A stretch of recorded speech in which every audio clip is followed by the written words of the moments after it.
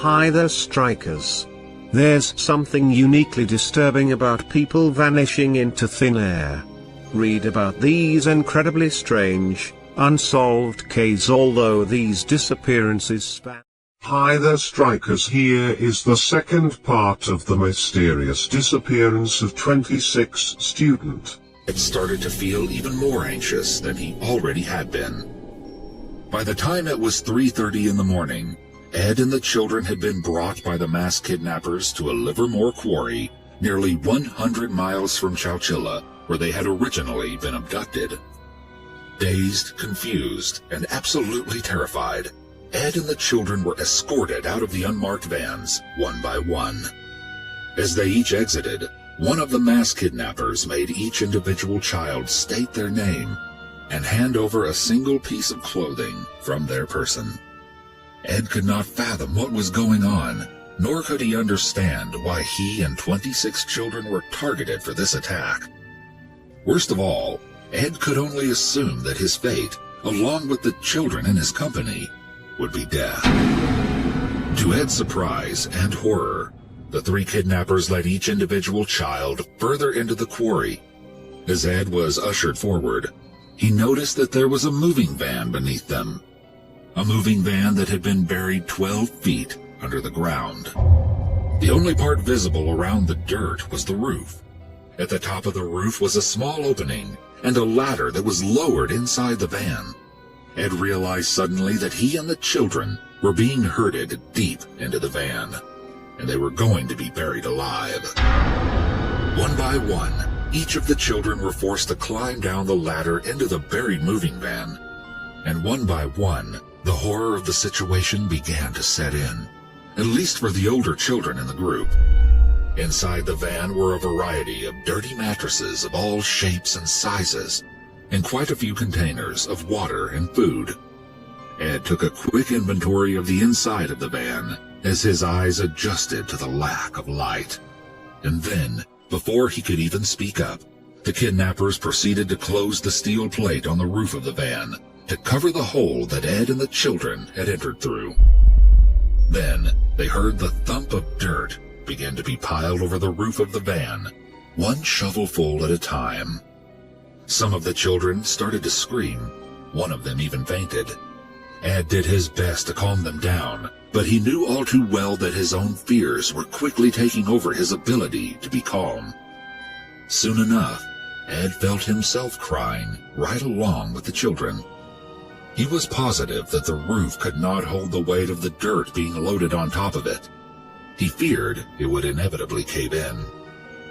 With the van itself growing more and more stuffy, Ed looked around at the children, seeing their terrified faces, and then something peculiar happened. The oldest boy of the group, 14-year-old Mike Marshall, stood up abruptly and stated that he was not going to die without at least trying to get out. Ed, filled with a newfound purpose, stood up with Mike and had the older boys help out as they planned their escape. The older boys, along with Ed, gathered the mattresses that were strewn about the van and began to stack them on top of each other until the structure was tall enough for someone to stand on top and reach the roof. Next, the boys took their time climbing to the top of the makeshift mattress tower. As they did so, some of the other children handed them wooden slats from one of the bed frames inside the van. Once at the very top of the mattress tower, the boys used the wooden slats to try to dislodge a steel plate that covered the hole in the roof of the van. As they pushed against the steel plate with all of the strength that they were able to muster up, Ed and the boys realized that the plate itself was being weighed down with two enormous tractor batteries, just in case the group of hostages tried to escape. Each battery weighed about 100 pounds. As Ed and the older boys fought vigorously to move the steel plate and the two massive tractor batteries on top of it, they felt themselves succumbing to heat exhaustion and extreme muscle fatigue, as they had not eaten in almost a day and were quite literally suffocating underground. Some of the other children poured water over the heads of Ed and the boys in an effort to cool them off and keep them conscious. Despite all of their efforts, it seemed as though they really were trapped for good. As well, to their horror, the roof had started to collapse, slowly concaving towards them. But then, with one well-timed push, the steel plate moved. In an almost unbelievable turn of events, Ed and the boys were able to push back the plate and watch as some of the dirt piled on top of the van spilled off the roof. Ed helped lift one of the older boys out through the hole and instructed him to clear away some of the dirt and debris in an effort to make room for the other hostages. After doing so, Ed lifted the children out through the hole in the van's roof one by one. Once the children were all cleared out of the van, the boys helped to pull Ed out through the hole and to freedom. Just like that, the children of Chowchilla climbed out of the van nearly 16 hours after they had been buried alive. Ed and the children made their way to the quarry's guard shack near the Shadow Cliffs East Bay Regional Park in an effort to locate help. There they ran into a night watchman at the quarry who, though incredibly confused, offered to call the police and wait with the group for their arrival. Once local police arrived at the scene, they could not believe what Ed and the children claimed had occurred. When officers located the buried moving van, they were horrified about what had happened to Ed and the children, and relieved that they had escaped. The investigation into who was in charge of the kidnapping did not take long, as one thing was incredibly clear to investigators. Whoever was responsible had to have had access to the quarry for long amounts of time in order to bury a moving van of that size. Rather quickly, investigators were able to locate the quarry owner's son, then 24-year-old Frederick Newhall Woods IV, as he was known to access the quarry frequently during the summer. Once they found Frederick, police were quickly able to locate his two friends, the brothers James and Richard Schoenfeld.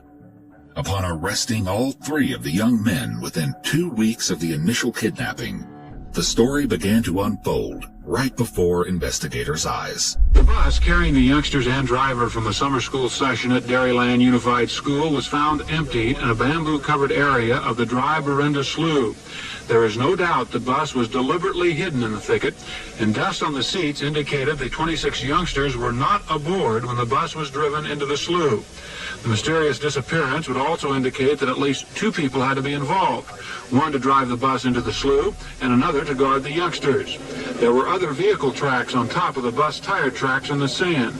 Many of the worried parents were waiting at roadside, while others kept an all-night vigil at the Chowchilla police station. Frederick, James, and Richard revealed to police that despite coming from extremely wealthy families, the 3 of them had fallen into remarkably deep debt. As the men were in desperate need of money, they thought it best to hold hostages for ransom, like people often did in movies. So they kidnapped the children on Ed's school bus as they all headed home from class because, as James claimed, "We needed multiple victims to get multiple millions, and we picked children because children are precious. The state would be willing to pay ransom for them, and they don't fight back. They're vulnerable. They will mind." It is now believed that the 3 kidnappers had been inspired by the story "The Day the Children Vanished" by Hugh Pentecost, as the details of the story and their kidnapping are remarkably similar. As well, the book Alfred Hitchcock's Daring Detectives, where the story was published, was in the Chowchilla Library and would have been accessible to them. Unfortunately for Frederick, James, and Richard, they had been unable to call in their intended ransom demand of $5 million because every single family of the kidnapped children had been ringing the Chowchilla Police Department in search of their missing children. With clogged phone lines, the kidnappers had decided to wait a day to call in. And then, much to their dismay, they saw on the news that same evening that Ed and the children had actually managed to escape. Their plan had failed miserably. By the time the Chowchilla kidnappers went to trial, all 3 of them pled guilty for ransom and robbery. All three were sentenced to life with the possibility of parole. In 2012, Richard Schoenfeld was released from prison, and in 2015, James was paroled. Frederick Woods, on the other hand, as the main motivator behind the kidnapping, has been continuously denied parole over the years and remains in prison since his initial sentence. It is important to note that even though all 26 children and Ed Ray managed to survive the terrifying hostage situation back in 1976, the reality of the experience still haunts many of them to this day. Most of the children involved in the kidnapping suffered from anxiety, panic attacks, and a variety of nightmares involving kidnappings and death as a result of the trauma from the attack. In fact, most of the victims of the kidnapping even reported having continuous symptoms of trauma, even 25 years after the incident.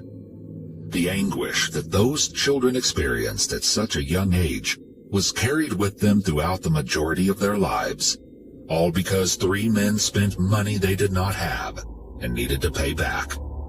After the incident, Ed Ray received a California School Employees Association citation for outstanding community service as a result of his bravery and work keeping the children safe on that fateful day.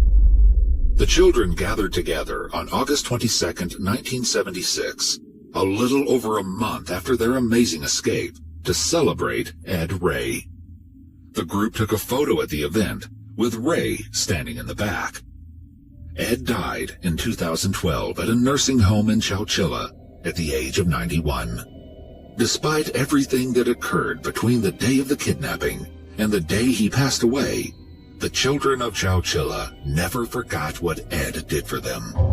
In his last days, Frank Edward Ray was visited by many of the school children he helped save in the Chowchilla school bus kidnapping 35 years before.